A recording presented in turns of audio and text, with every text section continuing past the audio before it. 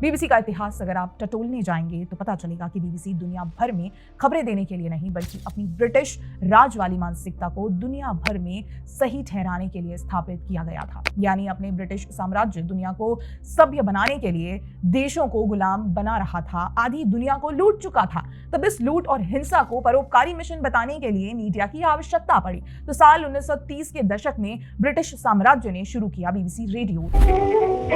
To hello, Marconi House, London, calling. And still to come, 100 years since the first official BBC broadcast, a radio news bulletin. जिसके द्वारा वो अपने British propaganda की वाहवाही करा करता था।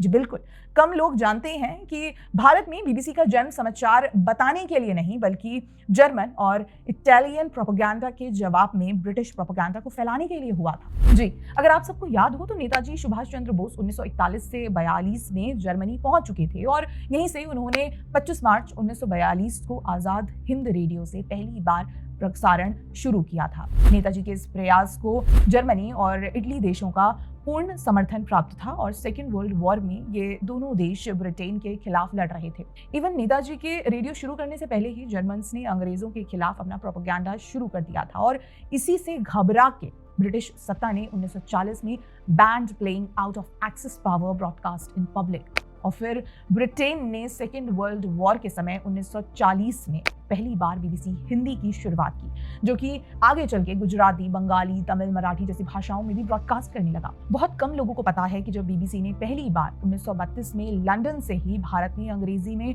प्रसारण शुरू किया, तब इसे शॉर्ट वेव रेडियो पे बीबीसी एम्पायर सर्विस नाम से जाना जाता था।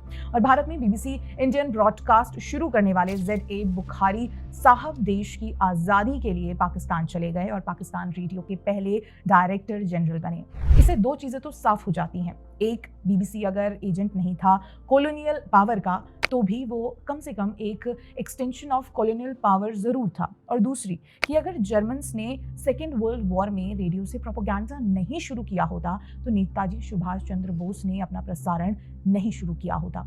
तो ब्रिटेन में बैठे बीबीसी वालों ने अंग्रेजी के सिवा बाकी भाषाओं में बीबीसी का प्रसारण शायद ही शुरू किया होता। 15 अगस्त 1947 को अंग्रेजों का राज तो चला गया पर बीबीसी की मॉरल सुपीरियॉरिटी और लेक्चरिंग नहीं गई।